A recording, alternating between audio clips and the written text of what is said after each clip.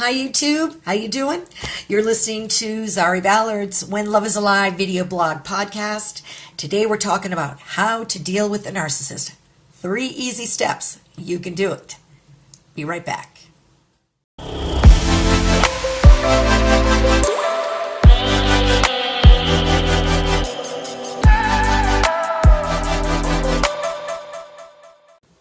Okay, hi everybody. Okay, today we're going to talk about how to deal with a narcissist. 3 easy ways. Okay, and they all connect together.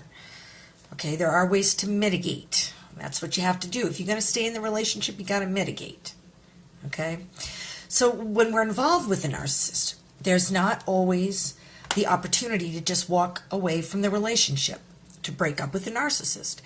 If we're involved romantically, of course, we know intellectually that we should leave. Okay, but our heart is powerful and often wins us over.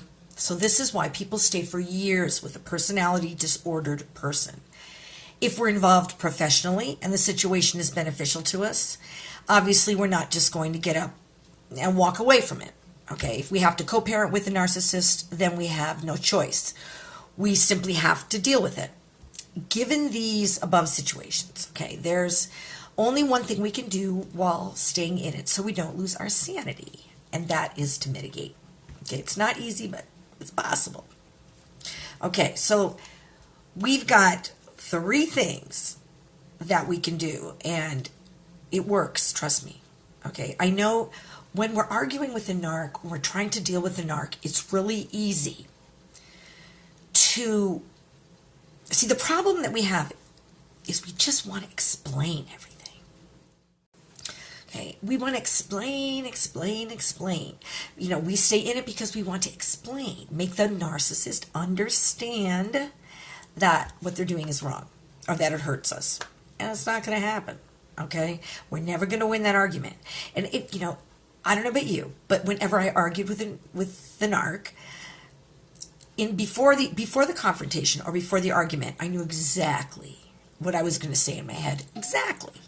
Okay, but as soon as I'm confronted, and he just stands there going, "What? Tell me." Okay, then I just I'm fumbling all over my words. Okay, so it never comes out the way that we think, and that's why we just don't win. Okay, we never win, and we want to win in some way. That's the only thing that gives us closure. Okay, so first, there's 3 ways, and they all work in concession with each other. Okay, the first is to be confident in the truth that you know. And if any of you out there have spoken to me on the phone and had counseling sessions, then you know exactly what I'm saying, because I always say it over and over and over. Be confident in the truth that you know. Okay? Stop waiting for the narcissist to give you answers, okay, that you've been waiting to hear, because it's not going to happen. Okay?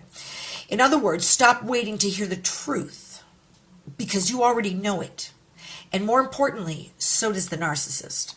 When you have confidence in the truth that you know, it doesn't matter whether the narcissist admits his or her wrongdoings, because the truth is the truth.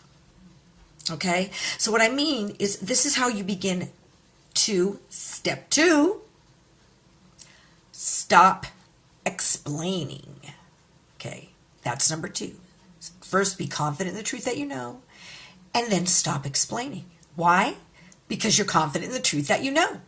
Okay, so from the second that you grasp this point, to stop explaining, you don't have to really argue with the narcissist anymore.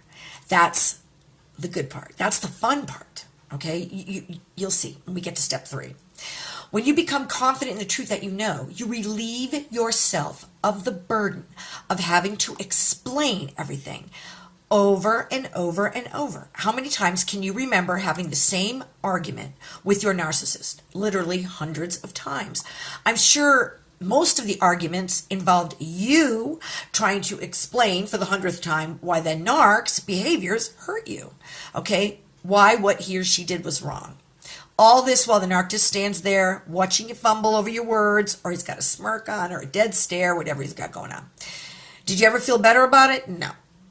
Okay, once you have confidence in the truth that you know, you stop freaking yourself out. Okay, you don't have to freak out anymore. Okay? You stop explaining, which automatically puts you in the power position. Okay? During any argument with a narc, you only have to say two things. I know the truth, and so do you.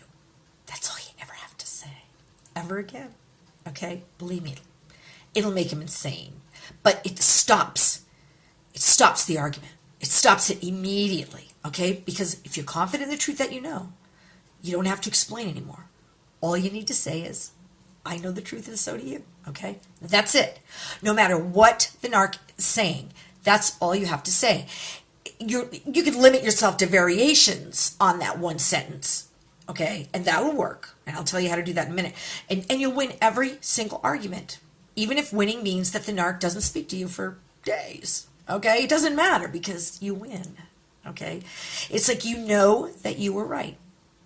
For example, okay, I speak right now with so many women that are divorcing hardcore narcs, okay? And guys that are getting away with it. Guy victims that are getting away from their female narcs, okay? Now, these narcs aren't taking any accountability for the divorce, so, because they're all serial cheaters, okay? So all they do is gaslight, the ex-spouse into submission to relative to the divorce details. Don't do this, okay? If you follow my plan of being confident in the truth that you know, okay, not committing yourself to not explaining ever again. Don't tell the narc what he did wrong. Don't tell him how bad he's treated you over the years. Don't tell him what he did last week that, you've been keeping inside of you. Don't say that I saw you looking at that. Don't say any of that. You don't have to. Okay? Even when he says, what's wrong? What's wrong? Nothing. No. Tell me what's wrong. Nothing. Okay. You don't have to say anything. Okay? You can even say, you know exactly what's wrong. Okay? And he'll say, oh, I don't know, there you go again. Now, what am I supposed to be, a mind reader? Oh my God, you know what I mean? Oh, here you go. That's why I can't be with you, because you're just so negative. And you just say, no, that's not what's going on here.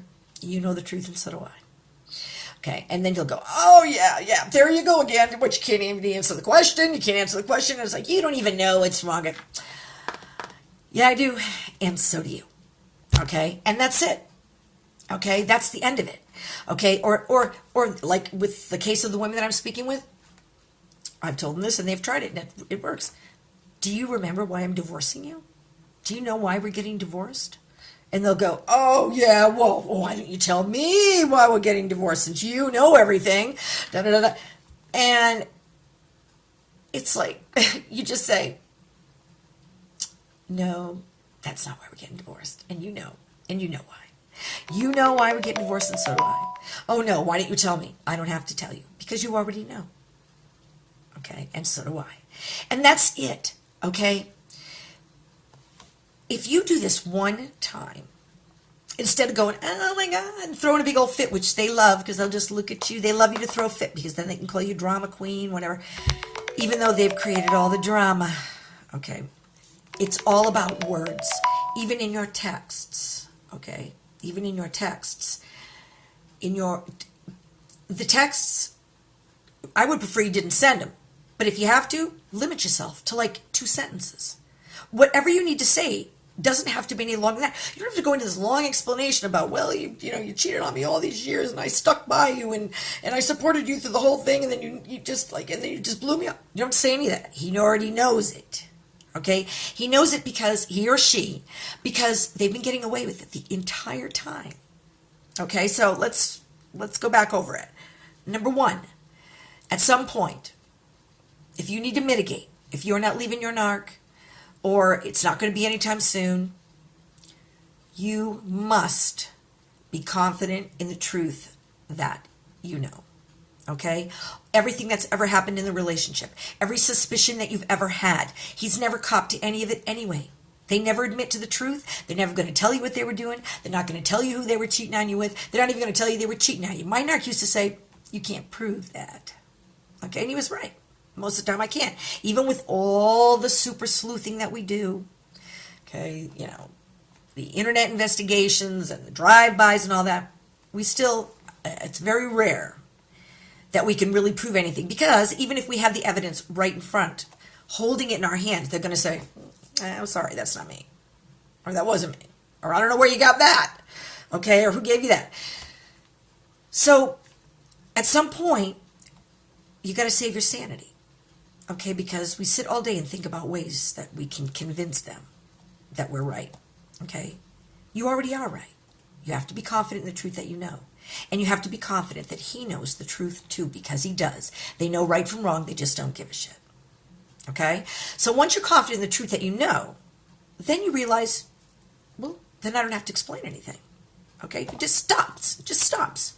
It just stops. He can walk in the house after not coming home all night, and then later on, maybe you're thinking about it, and he goes, what's the matter? You know exactly what's the matter. No, I don't. Why don't you tell me? I don't have to. You know the truth, and so do I. That's it. Okay? You don't have to say anything more than that. If you're getting divorced and he's acting like, he or she is acting like, nothing's happened, just gently a reminder, do you remember why we're getting divorced? Oh no, blah, blah, blah, blah, blah, blah, blah. Nope, that's not it. But you know why. You know why, and so do I. It's like, just limit yourself. You can put variations on the sentence of, I know the truth and so do you. Make it short. Make it sweet. Okay? And don't get upset. There's nothing to get upset about. There's nothing to get upset about. You already won the argument before you even started. Okay? So that's how you deal with a narcissist, if you're going to stay. And if you're on your way out too, that's how you deal with it. So you can go out the door in the power position. Stay in the power position. You do that by being confident in the truth that you know, not explaining yourself, and saying one little sentence. I know the truth, and so do you. So thanks for tuning in today. If you liked what you heard, be sure to share with your friends on your forums, in your social media and Facebook pages. Be sure to connect with me on Twitter, and soon to be on Facebook, and at my website, thenarcissisticpersonality.com. My books are on Amazon. They're available in paperback, Kindle download, and on Audible, iTunes, and Barnes & Nobles. I will see you next time. This is Zari Ballard, and this is the When Love is a Lie video podcast. Hit that subscribe button.